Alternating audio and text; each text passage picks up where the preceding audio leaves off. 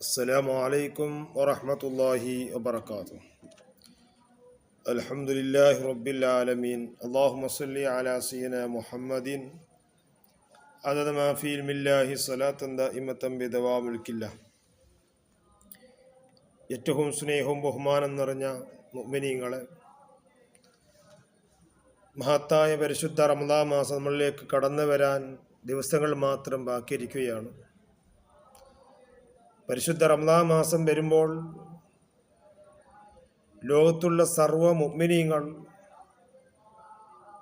അവർ സക്കാത്തുകളും മറ്റുള്ള സദഖകളൊക്കെ കൊടുക്കുകയും ധാരാളം സൽക്രമങ്ങൾ ചെയ്യുകയും ചെയ്യുന്ന പവിത്രമാകുന്ന റമദാൻ കടന്നു വരുമ്പോൾ നാം ഒരുപാട് സദഖകൾ കൊടുക്കുമ്പോൾ നാം ആർക്ക് കൊടുക്കണം, എങ്ങനെ കൊടുക്കണം എന്നത് നാം മനസ്സിലാക്കൽ നല്ലതാണ്. കൊടുക്കേണ്ടത് 8 അവകാശികൾ, അത് പിന്നീട് പറയുന്നുണ്ട്, സക്കാത്തിൻ്റെ അവകാശികൾ, അതല്ല ഇപ്പം ഞാൻ പറഞ്ഞു വരുന്നത്.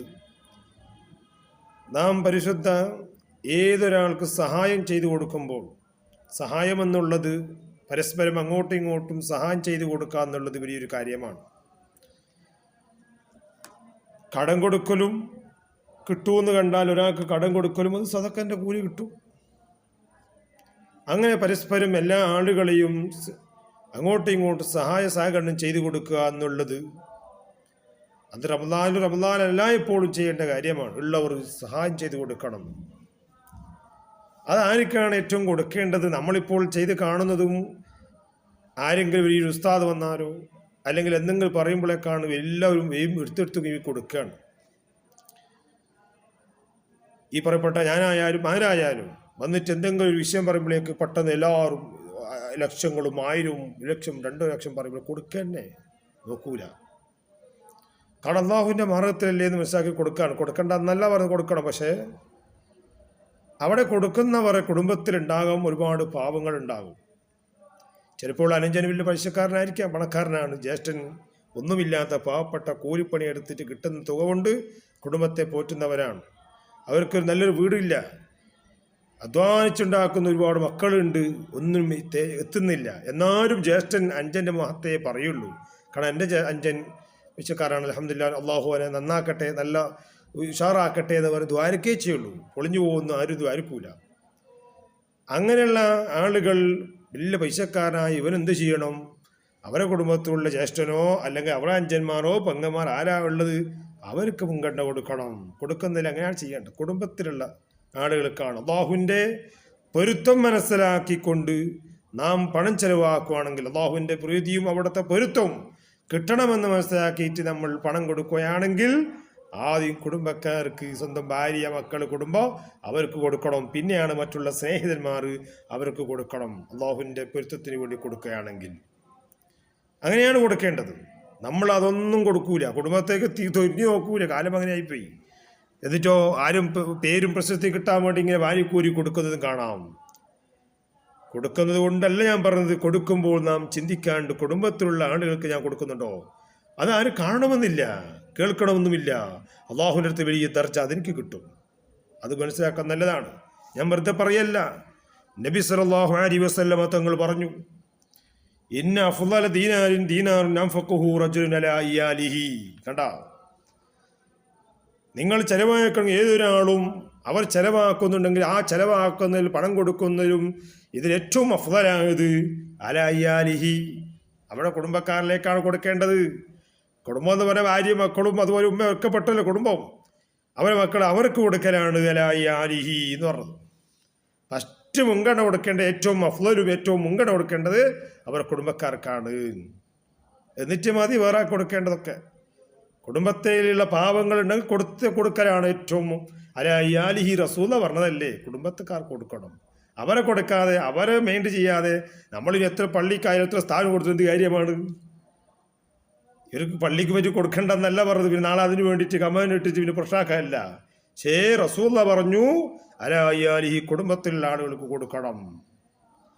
പിന്നെയാണ് അവനെ ദാബത്തി ഫീസബ് അള്ളാഹുവിൻ്റെ മാർഗത്തിൽ പോകുന്ന ഏത് വാഹനങ്ങളുണ്ടോ ഏതാവട്ടെ അള്ളാഹുവിൻ്റെ മാർഗത്തിൽ ഇപ്പോൾ അതൊക്കെ പറഞ്ഞാൽ ഇന്ന് നമ്മൾ മനസ്സിലാക്കേണ്ട അള്ളാഹുവിൻ്റെ വാഹനത്തിലൂടെ പോകുന്നു പറഞ്ഞാൽ മാർഗത്തിൽ പോകുന്ന അംഫഖുല സഹാബിഹി ഫീസബില്ല എന്നൊക്കെ പറഞ്ഞാൽ പള്ളിയും സ്ഥാപനവും അതൊക്കെ അള്ളാഹുവിൻ്റെ മാർഗത്തിന് വേണ്ടി പോകുന്നത് തന്നെയാണല്ലോ. പള്ളിയൊക്കെ അള്ളാഹുവിൻ്റെ ഭവനമാണ്. സ്ഥാപനങ്ങൾ പഠിക്കുന്ന ഇൽമു പഠിക്കുന്ന അതുപോലെ പാപങ്ങളെ സഹായിക്കും ഇതൊക്കെ അള്ളാഹുവിൻ്റെ മാർഗത്തിൽ പോകുന്ന വിഷയങ്ങൾ തന്നെയാണ്.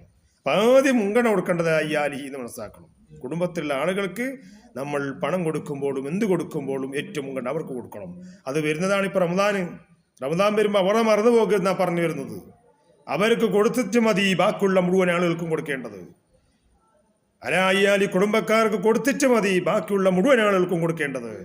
അവർക്ക് കൊടുക്കാതെ കുടുംബത്തിലുള്ള സ്വന്തം മക്കളും ഭാര്യയോ അതുപോലെ ഉമ്മയോ അവർക്കൊക്കെ എന്ത് ആവശ്യമുണ്ടെങ്കിൽ അവർക്ക് കൊടുക്കാതെ പണം കൊടുക്കാതെ സക്കാത്ത് കൊടുക്കാതെ മറ്റിലേക്കല്ല കൊടുക്കേണ്ടത്.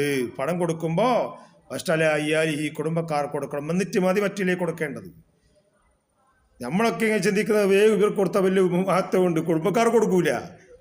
നമ്മൾ കാണുമ്പോൾ നമുക്ക് തരും. അങ്ങനെയല്ല, ആദ്യം കുടുംബത്തെ കൂടെ അതാണ് മുൻഗണന. എന്നിട്ട് മതി ബാക്കിയിലേക്ക്. ഞാൻ പറഞ്ഞല്ല അംഫഖുല റജുലൻ അലാ അയ്യാലിഹി സ്വന്തം കുടുംബത്തെ കൊടുക്കണമെന്നാണ് നബി സല്ലല്ലാഹു അലൈഹി വസല്ലം തങ്ങൾ പറഞ്ഞത്. അതുകൊണ്ട് ഇനി റമദാന വരുന്നത് കുടുംബത്തിലുള്ള ഒരാളെ മറന്നു പോകരുത്. ഏതൊരാൾക്ക് എന്ത് കൊടുക്കുന്നുണ്ടോ പണം കൊടുക്കുന്നുണ്ടോ ആദ്യം കുടുംബക്കാർക്ക് കൊടുക്കണം. അത് നിങ്ങൾ കിറ്റിൻ്റെ വിഷയമായാലും ഏത് നോമ്പ് തുറക്കുന്ന വിഷയമായാലും എന്ത് കൊടുക്കുകയാണെങ്കിലും ആദ്യം കൊടുക്കേണ്ടത് കുടുംബക്കാർക്കാണ്. എന്നിട്ട് മതി ബാക്കിയുള്ളവർക്ക് കൊടുക്കേണ്ടത്. കുടുംബക്കാർ കൊടുക്കലാണ് ഏറ്റവും അഫ്ളൽ, ഏറ്റവും മുൻഗണനയെന്ന് നബി സല്ലല്ലാഹു തങ്ങൾ പഠിപ്പിച്ചതല്ലേ. അതിലേക്ക് നമ്മൾ തിരിച്ചു വരണം. കുടുംബക്കാരിലേക്ക് നമ്മൾ എപ്പോഴും നോക്കണം. അവരെ നോക്കാതെ മറ്റിലേക്ക് കൊടുത്തതുകൊണ്ട് മുൻഗണന കൊടുക്കേണ്ടത് ഇവർക്കാണ്. കൊടുക്കേണ്ട എന്നല്ല പറഞ്ഞത്, കൊടുക്കേണ്ടത് അയ്യാലിഹി കുടുംബക്കാരിലേക്ക് കൊടുക്കണം. ഈ ഒരു വിഷയം ഞാൻ നിങ്ങളോട് പറയാൻ കാരണം ചില സ്ഥലത്തുണ്ട് കുടുംബക്കാരിലേക്ക് മൈൻഡ് ചെയ്യാതെ ജ്യേഷ്ഠനോ അല്ലെങ്കിൽ അഞ്ചനോ പെങ്ങന്മാർക്കൊന്നും കൊടുക്കാതെ പണങ്ങൾ കൊടുക്കുമ്പോൾ അവർക്കൊന്നും കൊടുക്കാതെ മറ്റേക്കെല്ലാം കൊടുത്തിട്ട് വലിയ സ്ഥാനമാനം. അങ്ങനെ ഒന്നും ചിന്തിക്കരുത്. അങ്ങനത്തേക്കൊന്നും ഒരു അർത്ഥവും ഉണ്ടാവില്ല. ഇവരെ കൊടുത്തിട്ട് ബാക്കിയുള്ള കൊടുക്കണമെന്നതാണ് ഞാൻ നിങ്ങളോട് ഈ വിഷയം പറയുന്നത്. അള്ളാഹു താല നല്ലത് പറയാനും നല്ലത് പഠിക്കാനും നല്ല മനസ്സിലാക്കണം അള്ളാഹു നമുക്ക് തൗഫീഖ് നൽകുമാറാവട്ടെ. അപ്പോൾ ചെലവഴിക്കുമ്പോൾ വളരെ ശ്രദ്ധിക്കണം. ആദ്യം കുടുംബക്കാർ കൊടുക്കണം. എന്നിട്ട് പിന്നെ നിന്റെ കുടുംബക്കാരെ സ്നേഹിതരും അള്ളാഹുവിൻ്റെ മാർഗത്തിലുള്ള സ്നേഹിതന്മാർ ഉസ്താദ്മാരും മറ്റുള്ള എല്ലാം പെട്ട അള്ളാഹുവിൻ്റെ മാർഗത്തിൽ ചെലവാക്കുന്ന ദീന് പഠിക്കുന്ന ഉസ്താദ്മാരായാലും എല്ലാത്ത ആളായും പാപങ്ങളെ ഏതാട്ടെ അതൊക്കെ പിന്നീടാണ്. ആദ്യത്തെ വിഷയം മുൻഗണന കുടുംബക്കാർ. പിന്നെയാണ് നിന്റെ അള്ളാഹുവിൻ്റെ മാർഗത്തിൽ നിങ്ങൾ ദ്യാപത്തെടുത്തുന്ന പ്രസംഗിക്കുന്ന വാഴ്ന്നു പറയുന്ന മുത്താരികളാവട്ടെ ഉസ്താദാവട്ടെ സംഘളമാറാവട്ടെ എല്ലാവർക്കും കൊടുക്കേണ്ടത് പിന്നെയാണ് എന്ന് ഞാനും നിങ്ങൾ മനസ്സിലാക്കണമെന്ന് മാത്രം പറഞ്ഞുകൊണ്ട് നിർത്തുന്നു. ആഖിറദഅവാന അൽഹംദുലില്ലാഹി റബ്ബിൽ ആലമീൻ. അതുകൊണ്ട് വളരെ ശ്രദ്ധിക്കണം. അള്ളാഹു തആല നല്ലത് പറയാനും കേൾക്കാനും അത് ജീവിതത്തിൽ പകർത്താൻ അള്ളാഹു നമുക്ക് തൗഫീഖ് നൽകുമാറാവട്ടെ. നോമ്പ് നല്ല നിലക്ക് നോക്കാൻ അള്ളാഹു നമുക്ക് തൗഫീഖ് നൽകുമാറാവട്ടെ. അസ്സലാമു അലൈക്കും വറഹ്മത്തുള്ളാഹി വബറകാതുഹു.